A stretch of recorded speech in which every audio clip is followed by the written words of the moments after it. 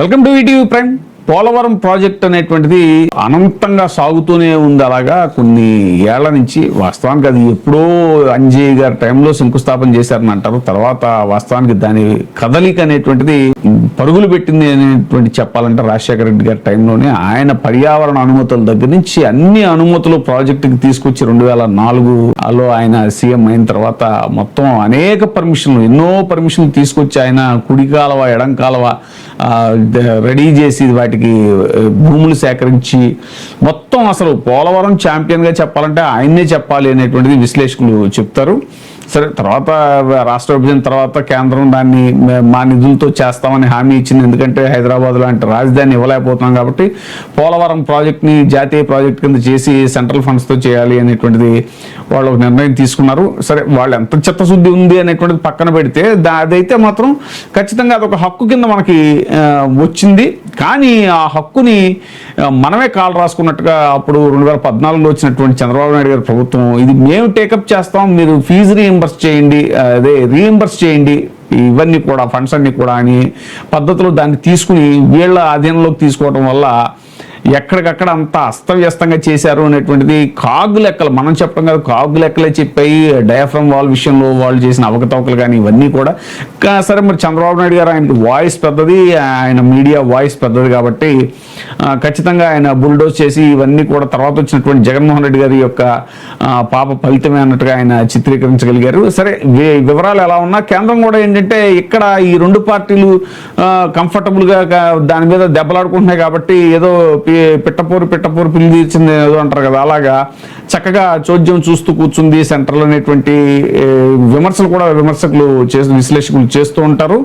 ఏదేమైనా సరే, ఇక్కడ రెండు పార్టీలు కూడా పోలవరం మీద సరైన శ్రద్ధ పెట్టకపోవడం, లేకపోతే దాన్ని బలంగా చేయకపోవడం, ముఖ్యంగా 2014 నుంచి 19 మధ్య జరిగినటువంటి అవకతవకల వల్ల కేంద్రం బాగా అడ్వాంటేజ్ తీసుకుని ఫండ్స్ సరిగ్గా ఇవ్వట్లేదు అనేటువంటి ఇది కూడా విమర్శ కూడా ఉంది. అయితే తాజాగా ఏంటంటే మరి ఇప్పుడు రెండు చోట్ల డబుల్ ఇంజన్ సర్కార్ అది అంటున్నారు కాబట్టి మరి ఏమన్నా గట్టిగా అడిగారో లేకపోతే వాళ్ళు జాలిపడ్డారా ఏంటా, లేకపోతే మరి ఇది ఏమన్నా రాజకీయ వ్యూహమో తెలియదు. కానీ తాజాగా పోలవరం ప్రాజెక్టు కేంద్ర ప్రభుత్వం మరో 1301 కోట్లు అడ్వాన్స్ నిధులు విడుదల చేసింది. ఇప్పటికే ఈ ఆర్థిక సంవత్సరంలో 1508 కోట్లు ఇచ్చింది. తాజా పద్ధతితో కలిపి మొత్తం 2809 కోట్లు అందాయి. దీంతో 2025-26 ఆర్థిక సంవత్సరంలో కేంద్ర బడ్జెట్లో సవరించిన అంచనాల మేరకు నిధులను రాష్ట్ర ప్రభుత్వం దాదాపుగా తెచ్చుకున్నట్లయింది. గతంలో అందించిన 1508 కోట్ల పద్దులో 600 కోట్లు ప్రాజెక్టు పనులకి, 300 కోట్లు పునరావాసం, భూసేకరణకు రాష్ట్ర ప్రభుత్వం వెచ్చించింది. కేంద్రం ఇచ్చిన అడ్వాన్స్లో 75% ఖర్చు చేస్తేనే తదుపరి అడ్వాన్స్ నిధులు దక్కుతాయి. ఇదే రీఎంబర్స్మెంట్ ప్రాసెస్. ఇది అసలు మన నెత్తిమీ పెట్టుకోవాల్సిన అంశం కాదు. ఇది టోటల్గా వాళ్ళు చేయాల్సింది, ఇది వాళ్ళు కంప్లీట్ చేసి ఇవ్వాల్సింది. మనం ఎప్పటికప్పుడు ఏంటి అయిందా అని మనం అజమాయిషీ చేయాల్సిన రాష్ట్రం మనం చేతులారా చేసుకుని మన జుట్టు వాళ్ళ చేతిలో పెట్టినట్టు చేసి ఎవరు చేశారు అనేటువంటిది అందరికీ తెలిసిందే. 2014లో ఈ ప్రాజెక్టుని టేకప్ చేసి చంద్రబాబు నాయుడు గారు అనవసరంగా ఇది చాలా పెద్ద సెల్ఫ్ గోల్ వేసుకున్నారు అనేటువంటిది కూడా అప్పుడు వచ్చినటువంటి విమర్శకులు చెప్పినటువంటి విషయం. కేంద్రం ఇచ్చిన అడ్వాన్స్ లో 75% ఖర్చు చేస్తేనే తదుపరి అడ్వాన్స్ నిధులు దొక్కుతాయి. గతంలో ఖర్చు చేసిన 300 కోట్లకు కేంద్రం రీఎంబర్స్ చేయలేదు. లక్ష్యం మేరకు పనులు చేసినప్పటికీ వివిధ కారణాలు చూపుతూ ఆ మొత్తం ఇవ్వలేదు, రీఎంబర్స్ చేయలేదు. ఈ వర్డ్స్ వాడింది సాక్షి కాదండి, ఇది ఈనాడు. ప్లీజ్ దయచేసి అండర్స్టాండ్ ఇది. ఇటీవల కేంద్ర జలశక్తి కార్యదర్శి కాంతారావు పోలవరం ప్రాజెక్టు సందర్శనకు వచ్చినప్పుడు రాష్ట్ర అధికారులు ఈ విషయాన్ని ఆయన దృష్టికి తీసుకెళ్లారు. చేసిన పనులను ప్రత్యక్షంగా చూపించారు. దీంతో ఆయన ఢిల్లీ వెళ్లి పెండింగ్ సమస్య పరిష్కరించారు. సరే, ఎలాగే కదిలిందో మొత్తానికి ఫైల్ అయితే క్రెడిట్ తీసుకున్నారు వీళ్ళు. రాష్ట్ర ప్రభుత్వం క్రెడిట్ తీసుకోవాలనుకుంది. ఓకే, క్రెడిట్ ఎవరు తీసుకున్నా నష్టం లేదు, మనకి పనులు అవ్వడం కావాలి. పోలవరానికి సంబంధించి సింగిల్ నోడల్ ఖాతాకి కేంద్రం నిధులు విడుదల చేయడం ఇదే చివరిసారి. ఇకపై స్పర్శ విధానంలో మాత్రమే నిధులు ఇవ్వనుంది. అంటే కేంద్రం ఇచ్చే అడ్వాన్స్ నిధులు ఇప్పటిదాకా రాష్ట్ర ఖజానాకు వచ్చేవి. అక్కడి నుంచి పోలవరం సింగిల్ నోడల్ ఏజెన్సీకి ఇచ్చేవారు, ఆ ఖాతా నుంచి బిల్లులు చెల్లించేవారు. ఇకపై స్పర్శ ద్వారా కేంద్రం నేరుగా నిధులు ఇవ్వనుంది. పనిచేసిన మేరకు బిల్లులు సమర్పించిన వెంటనే నిధులు విడుదల చేస్తుంది. సో మొత్తానికైతే నిధులు మళ్ళీ ఇచ్చారు అనేటువంటిది. అయితే అసలు ఈ పోలవరం ప్రాజెక్టుకి సంబంధించిన డీటెయిల్స్ చూస్తే మనం ఇప్పటివరకు ఒక కాంపోనెంట్ గురించే ప్రభుత్వాలు మాట్లాడుతున్నాయి. వాస్తవం చెప్పాలంటే ఇటు చంద్రబాబు నాయుడు గారి ప్రభుత్వం అయినా మొన్న వైసీపీ ప్రభుత్వం అయినా ఓన్లీ డ్యామ్ వర్క్ గురించే మాట్లాడుతున్నాయి. కానీ పోలవరం ప్రాజెక్టులో ఈ డ్యామ్ కంప్లీట్ చేయటం అనేటువంటిది లేదా ఈ డ్యామ్ కు సంబంధించిన వర్క్ అనేటువంటిది అది చాలా చిన్న కాంపోనెంట్ మాత్రమే. ఇది చాలా కన్వీనియంట్ గా అన్ని పార్టీలు ఇవి చెప్తూ ఉంటాయి. ఇదేముంది, నేను డయాఫ్రమ్ వాల్ పెట్టేశాను, ఇన్ని లక్షల క్యూబిక్ సెంటీమీటర్ల కాంక్రీట్ వేసేసాను అని ఆయన అప్పుడు రికార్డుల కోసం చాలా చేశారు. 2014 నుంచి 19 మధ్యలో పోలవరం తీసుకెళ్లి అక్కడ జేమ్ చంద్రన్న అని పాటలు పాడించడం, దాని సందర్శన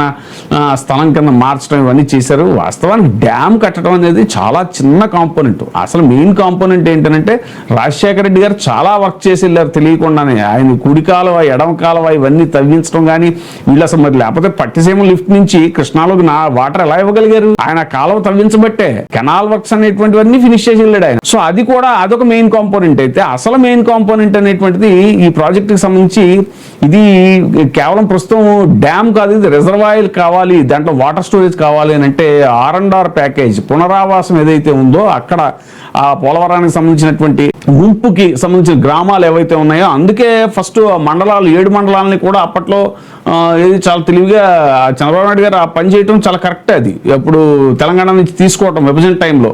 కానీ దాని లక్ష్యం నెరవేరలేదు. ఎందుకంటే ఆ మండలాలు తీసుకున్న తర్వాత వాళ్ళకి పునరావాసం ప్యాకేజీలు అవన్నీ కూడా మెయిన్ కాంపోనెంట్ అదే. దాదాపు ఒక 50,000 కోట్లు దాని అంచనా అనుకుంటే, ఇప్పటికి 30-40,000 చిల్లర కోట్లు ఎంత అంటున్నారు కదా అనుకుంటే, దాంట్లో దీనికి కేవలం చాలా తక్కువ ఒక 5-6 కోట్ల రూపాయల్లో డ్యామ్ కంప్లీట్ అయిపోతుంది. మిగతా అంతా కూడా 25,000 నుంచి 30,000 కోట్ల రూపాయల పైన అంతా కూడా R&R ప్యాకేజ్. అది ఎప్పుడు ఇస్తారు? ఇదేంటిది, ఏదో ఒకబడిగా 1000 కోట్లు 2,000 కోట్లు ఇలా కేంద్రం ఇవ్వటం, అబ్బబ్బబ్బా ఇంకేముంది ఇచ్చేసారని చెప్పేసి వాళ్ళు రాసుకోవటం, ఏదో మొత్తం పని అంతా అయిపోయినట్టు. డ్యామ్ కడితే అక్కడ ఒక డ్యామ్ ఉన్నట్టు, అంతేగాని వాటర్ స్టోరేజ్ లెవెల్ ఏదైతే ఉందో దానికి ప్రతిపాదించిన వాటర్ స్టోరేజ్ లెవెల్ ఏ పర్పస్ తో అయితే అది కట్టారో, డ్యామ్ కట్టారో, ఆ వాటర్ స్టోరేజ్ ఛాన్సే ఉండదు ఏది పునరావాస ప్యాకేజ్ ఇచ్చేదాకా.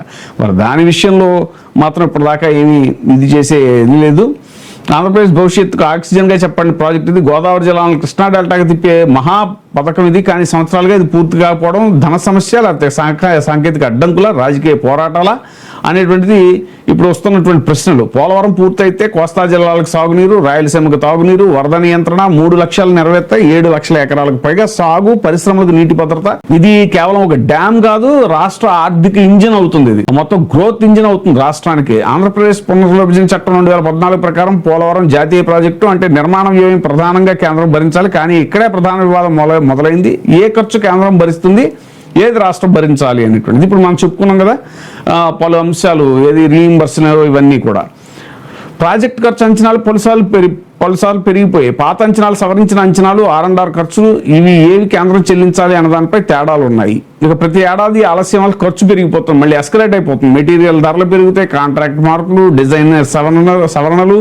అదే ఇక్కడ ఈ డ్యామ్ పనే దగ్గర ఇప్పటికి 10 ఏళ్ళు పైన అయింది. 10 ఏళ్ళు దాటినా కూడా డ్యామ్ పనులే అవ్వలేదు అని అంటే ఇక ఫర్దర్ గా కూడా ఇవన్నీ కూడా ఎస్కలేట్ అయిపోతాయి. ఇంకా పెండింగ్ పనులన్నీ కూడా. డయాఫ్రమ్ వాళ్ళు దెబ్బతింటం, వరదల ప్రభావం, గేట్ల ఇంజిన్ డిజైన్ మార్పులు, పలుమార్లు కాంట్రాక్టర్లు మారటం.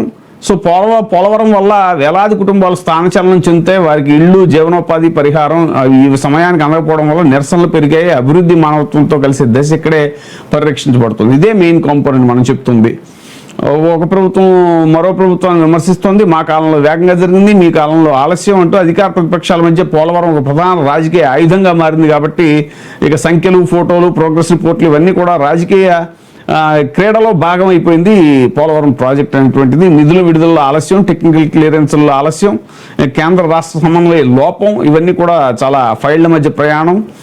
గ్రౌండ్లో మాత్రం పని చాలా నెమ్మదిగా జరుగుతుంటాం. ఇంకోటి కాకుండా వరదల టైంలో పోలవరం ఒక పర్టికులర్ సీజన్లోనే వర్క్స్ జరుగుతాయి. ఈ సమ్మరు ఆ టైంలోనే. మళ్ళీ వర్షాకాలం వచ్చిందంటే వరదలు, గోదావరి వరదలు, పనులు జరగవు. పోలవరం అనేటువంటిది ఆంధ్రప్రదేశ్ భవిష్యత్తుకు పరీక్షలాగా, నిధులకు పరీక్షలాగా, నైపుణ్య పరీక్షలాగా అనేటువంటిది మిగిలిపోయింది. కాబట్టి రాజకీయ సంకల్పం ఉండాలి. రాజశేఖర రెడ్డి గారు లాగా దాన్ని తపస్సులాగా చేసి ఆయన చాలా వరకు ముందుకు తీసుకెళ్ళగలిగారు. ఆయన కనుక 2009లో హఠాత్తుగా మరణించకపోయి ఉంటే పోలవరం ఇప్పటికి ఖచ్చితంగా ఆయన హయాంలో కంప్లీట్ అయిపోయి ఉండేది అనేటువంటిది కూడా చాలా మంది పరిశీలకులు చెప్తారు, రాజకీయ పరిశీలకులు. చూద్దాం ముందు ఏమవుతుంది. ఇప్పుడే సబ్స్క్రైబ్ చేయండి, లైక్ చేయండి, షేర్ చేయండి. VTV ప్రైమ్, నీ ఉత్తమాభిరుచుల సమ్మేళనం.